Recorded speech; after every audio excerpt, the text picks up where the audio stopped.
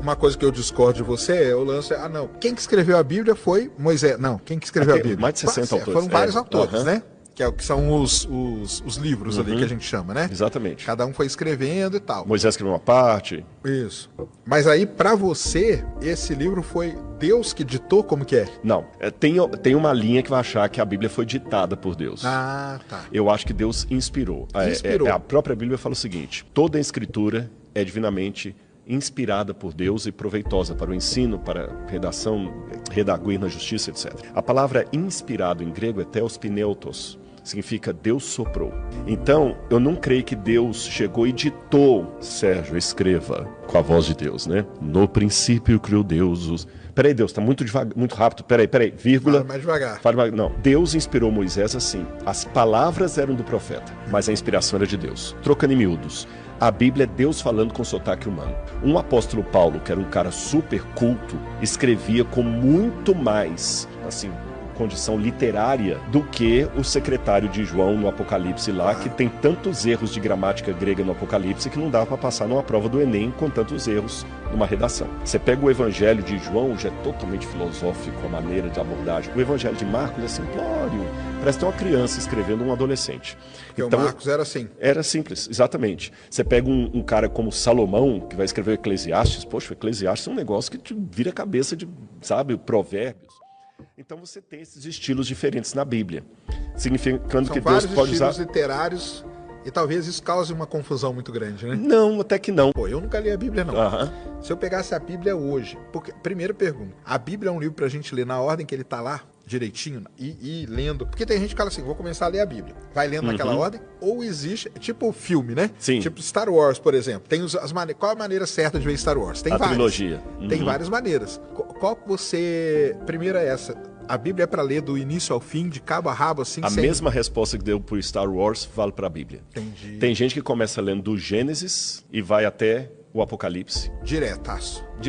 O J. Stroll, por exemplo, esse é um cara legal de estudar. O J. Stroll, ele era um ateu e ele foi um dos que calcularam... O nome dele tá ligado com o modelo do Big Bang. Ele, inclusive, que fez a medição da velocidade que o universo se expande. J. Stroll. Ele, quando ateu, começou a ler o Gênesis. Começou pelo Gênesis. Pelo Gênesis. Tá. E deu um start, né? E falou, peraí, isso aqui não é alegoria, como eu pensava. E o cara depois se tornou um cristão. Ele escreveu até o nome, Astronomers and God. E ele falou assim, eu comecei pela astronomia. Já vi gente que começa pelo Evangelho de Marcos. Eu já vi gente... Mas tem um porquê? Não. Depende da situação. Você entendeu? Os gideões internacionais dão aquelas bíblias nos hotéis. Às vezes o camarada tá no hotel, só tem o Novo Testamento ali, ele lê. Então não tem uma receita de bolo. Você falou que o último livro da Bíblia... É o Evangelho de João. É o Evangelho... Por que não é o Apocalipse? Porque o Apocalipse é o seguinte, o João, que escreveu o Apocalipse, ele estava preso na ilha de Patmos. João não morreu na ilha de Patmos, como muita gente pensa. Ele foi liberto pelo imperador Patmos Nerva. É onde? É no Mar Egeu. No Mar Egeu. Hoje pertence... É na frente da... Ali na Grécia, região da Grécia, nas ilhas ali do Peloponeso ali. Tá. E dessa ilha, o João sai e ele volta para a cidade de Éfeso. Quando ele chega em Éfeso, ele encontra um ambiente ali que propicia ele escrever o Evangelho de João. E João dialoga demais com a filosofia ao escrever o Evangelho de João. Ali em Éfeso morou 500 anos aproximadamente antes de João, um filósofo chamado Heráclito. Os filósofos foram os primeiros cientistas antes da ciência moderna. E ele queria entender qual seria o segredo da natureza. Aí você tem lá os pré-socráticos e tudo mais, que achava que era a água, o apeiron, o ar, o átomo. O átomo foi idealizado por Demócrito muito antes de existir a ideia de um microscópio. Eu já falava da partícula atômica, que hoje a gente sabe que pode ser divisível. Mas aí, nesse mundo, o Heráclito propôs que havia uma causa primeira que permitiu a existência de tudo o que há, mas essa causa primeira ela era tão grandiosa, tão grandiosa, tão grandiosa, que nós não poderíamos compreendê-la. O Apocalipse. O Apocalipse era uma revelação de Jesus. Só que eles escreviam o Apocalipse de maneira codificada. Ao invés de falar de Roma, falava de uma besta, um animal feroz que surgiu do mar. É Roma. A besta do Apocalipse é Roma. É o Império Romano em todas as suas fases.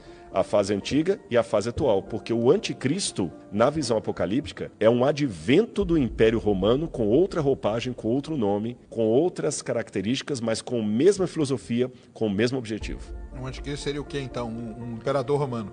Mas não com o nome de imperador romano. Hoje, então o Apocalipse é contando a história de como que os romanos dominaram o povo ali. O povo ali, exatamente. Só que ao Era mesmo... o fim daquele mundo deles. Daquele então. mundo deles. Só que... Tá. Como a gente que acredita na Bíblia como inspirada por Deus entende que tinha uma revelação divina, não foi João que tirou da cabecinha dele, ele contava aquela história que estava acontecendo de maneira codificada e mostrava profeticamente que essa história vai se repetir no futuro. Você entendeu? E que o anticristo virá no futuro, nos mesmos moldes do passado. Sabe aquela ideia do Cícero que falava Historia et magister vitae, a história é a mestra da vida? Então a ideia é essa. O passado vai ser a chave do futuro, porque a história vai se repetir. Então o Apocalipse, a ideia é essa, é mostrar uma história que vai se repetir, mas vai culminar na intervenção divina. Então um livro que contou uma história de fato. Sim, não, é porque... Uma coisa é acreditar no livro, aqui existe a Bíblia e tal. Outra coisa são eu vejo desse jeito, são as interpretações que são dadas.